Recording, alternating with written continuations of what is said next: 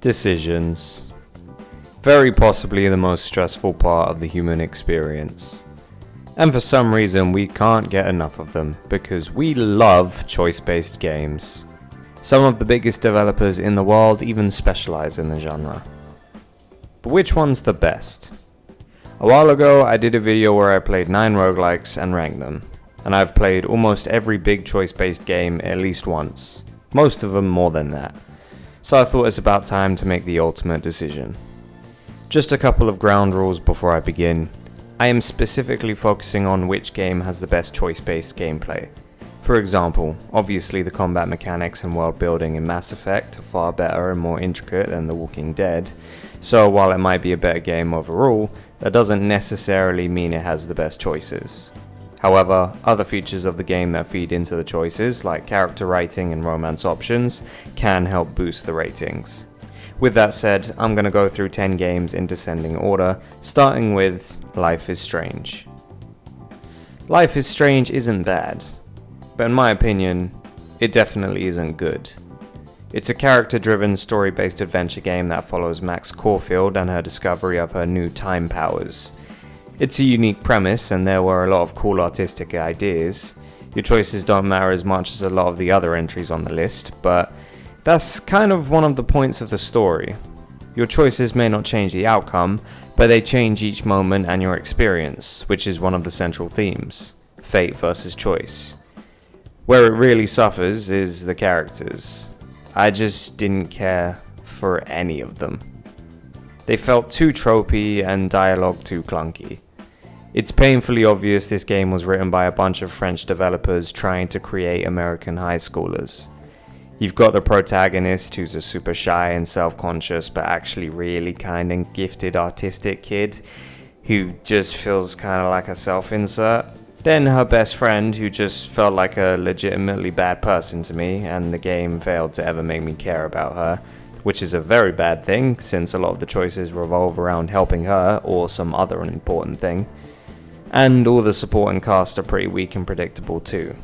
The mean girl who's not so mean, the cool hot teacher who's actually a creep, the overbearing arsehole father who actually just means well. They're all just kind of forgetful.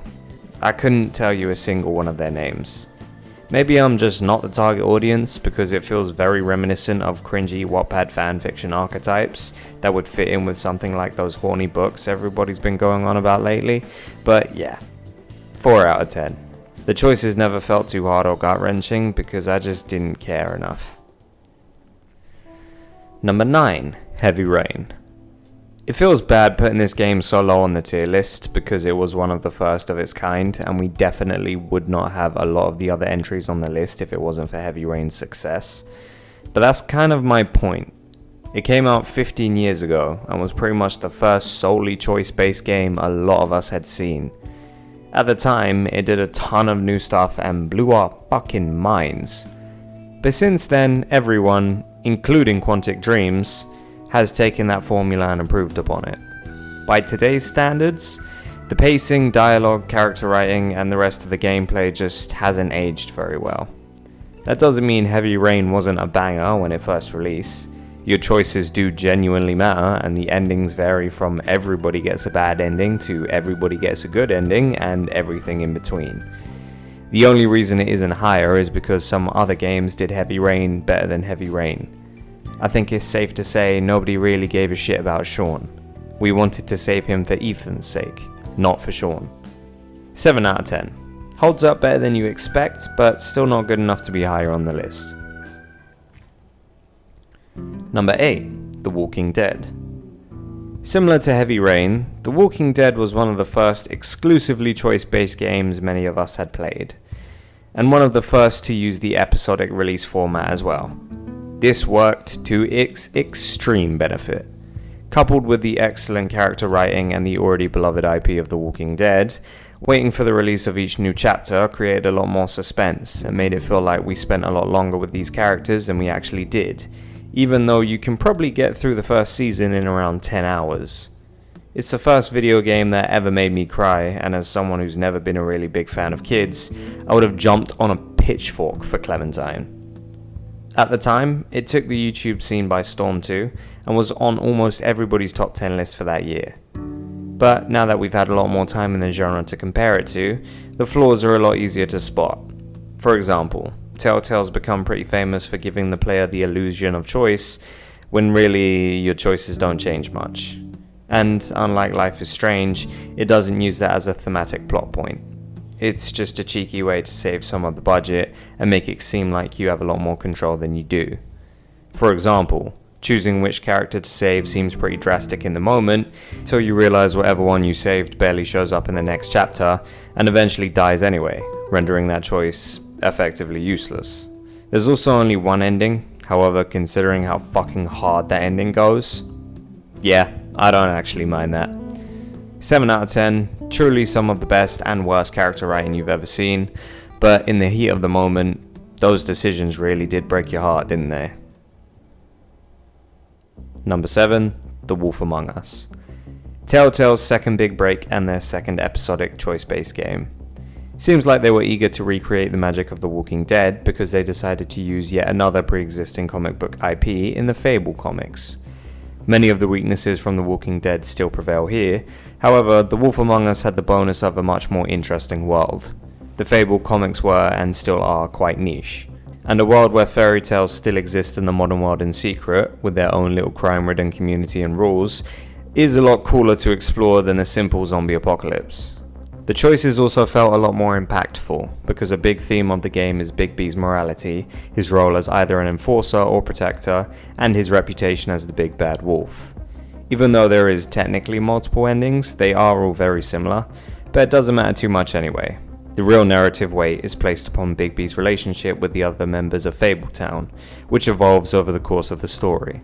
They're also mostly still around by the end, which is more than can be said for The Walking Dead. So, overall, both from a stylistic, gameplay, and choice-based standpoint, The Wolf Among Us was a better experience for me. Yet, it still can't be placed that much higher, because no matter what you do, everybody's fate still stays pretty much unchanged, save the pig, the toad, and the prince. 7.5 out of 10, it's a werewolf detective, it's hard not to make that cool. Number 6, Until Dawn. Until Dawn is one of the best horror games I've ever played. I don't know what the hell happened with the quarry, but let's stay focused.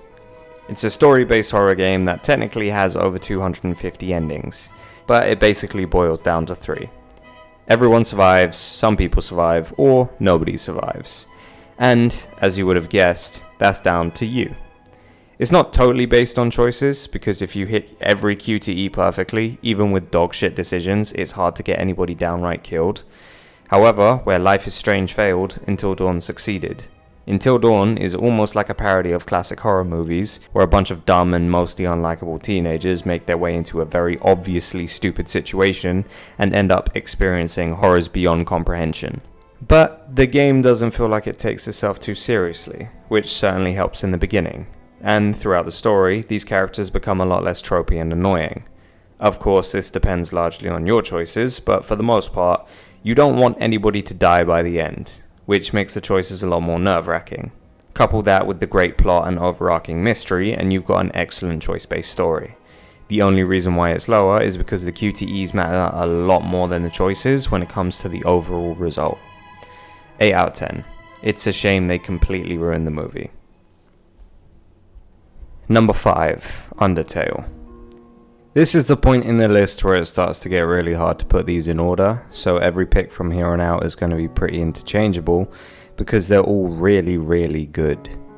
Undertale took the world by storm and is one of the first games that truly took your morality as a player and threw it in the fucking bin.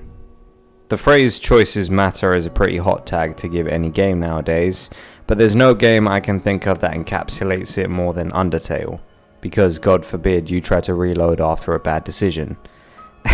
Sorry, mate. You're gonna have to live with that one. Similar to Until Dawn, there's something like close to 50 endings, but it really boils down to 3. Pacifist, genocide, and neutral. And unlike Until Dawn, the gameplay differs drastically depending on which route you choose. There are entire bosses and locations locked behind certain routes. Plus the world building that just gets deeper each time you play, and every save file is technically canon. It's a game that constantly throws in your face the concept of humanity, monsters, and what it means to be both. An excellent display of how to do a choice-based game in the literal sense of the words. 8.5 out of 10, it makes you feel like a monster and not just because you want to bang Torio. Number 4, Mass Effect. Mass Effect is one of my favorite games of all time. I played it all in one go with the Legendary Edition last year, having never played a game prior to that. And let me tell you something, brother. It was a fucking ride. I love that crew so much, it almost made me want to forgive One Piece fans, because this must be what you guys feel like. Each game added something new, and the unraveling of the world building and history of the Reapers, and how each character played in the diplomacy between different races, and how it affected your role as a peacekeeper, and how tensions rose between shipmates. God, it was so cool. The reason Mass Effect is this high is because it truly felt like every relationship I forged affected the entire universe. Freeing the Rachni Queen, only for her to come back and aid me in the third game. Talking down Rex, only for him to vouch for me in front of the Krogan later. Creating a relationship with Talia, only for her to trust me enough to work with Legion. Forgiving and listening to Mordin's story, only for him to later right his wrongs. These are all events that you can fuck up, and there is dozens more. And they all contribute to the universal war effort and fate of each individual race. It's just great. The only reason it's not higher is because most choices boil down to two options. Do something or don't do something. And either one will usually make or break your relationship with a certain race or character. Unlike our next pick. 8.5 out of 10, Talia is best girl. Argue with your granddad. Number 3. Fallout New Vegas. Fallout is one of the most beloved series in gaming history, and, if we're being honest, is largely in part to this one entry. It's a world that prioritizes chaos, lawlessness, and power vacuums. The core choices are based around the various factions and your relationships with them as they all try to fill that void. Unlike Mass Effect though, it leans into the theme of chaos excellently by making the option of betrayal almost always present. You can run with any faction for almost the entire game and experience multiple instances and opportunities to turn your back on them. You're also not obliged to side with any of them and are more than welcome to just become a one-man army who wipes them all out, or carpet bombs them, or make them tear each other apart, or strike up a peace treaty, but let's be honest, nobody fucking does that. It was very close between this and Mass Effect, but I think the flexibility you have in New Vegas to be an absolutely horrible person, or a great one, and switch on a dime at any point, coupled with its themes of the wasteland, make the choices available to you in New Vegas an overall better experience, even though I do prefer Mass Effect as a game and a franchise. 9 out of 10, lets you carpet bomb tax apologists. Number 2, Detroit Become Human. As I mentioned earlier, the reason why Heavy Rain is so low on the list is because it inspired future games to improve upon it. And let's just say the developers took their own advice, because Detroit Become Human took Heavy Rain's gameplay format and dropped one of the hardest tritagonist stories I've ever seen. It's just a masterpiece of storytelling. Great world building, great concept, great juxtapositions, great action sequences, great characters, and 85 possible endings. Every dialogue option, every item, and of course every choice is broken down visually at the end of every level so you can see the exact moments you affected the story, which also encourages you to replay the story and explore other choices. Each subplot with Connor, Marcus, and Kara are also unique too, covering different aspects of the same sort of themes: humanity, discrimination, and dystopianism. Connor is a more action-based buddy cop plot with Mr. Krabs, as if that wasn't cool enough. Marcus is a revolutionary plot with a robot uprising, and Kara is a lot more intimate with the concept of love, family, and being a mother. My favourite bits of the game are the brief periods where they intertwine, and you're torn between whose goals you want to side with. When it comes to purely choices, there's just nothing that beats the Quantic Dreams formula. At least, almost nothing. 9.5 out of 10. It made me question the Clanker memes. Number 1. Baldur's Gate 3. Baldur's Gate 3 supremacy, baby! To be fair to every other entry on this list, Baldur's Gate is working off of Dungeons & Dragons. And anybody who plays Dungeons & Dragons knows that most of the fun comes from the fact that anything can happen and the DM can never prepare for the players. So, Larian Studios took the spirit of D&D's unpredictability and worked tirelessly to include a painstaking amount of dialogue options, quest lines, characters, items, mechanics, to let you truly be as creative and clever as you want. The reason Baldur's Gate 3 is number one isn't just because the narrative choices matter, it's because the gameplay choices matter. The amount of variation that comes with each individual problem and encounter is baffling. There's a wonderful video by Fracture in which he uses as many stupid strategies as possible to beat the hardest difficulty.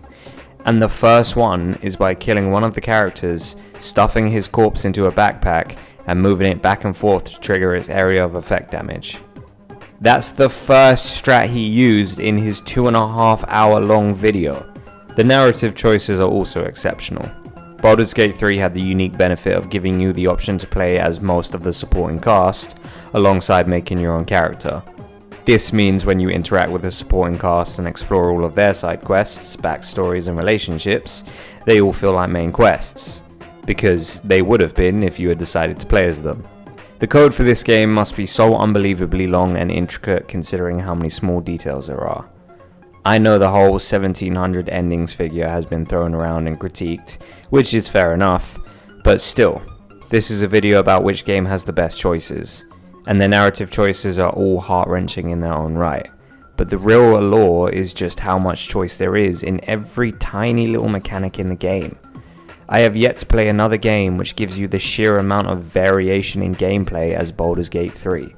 Just look up some of the videos about hidden details and watch in awe as you realize you barely scratch the surface of stuff you can do in this game.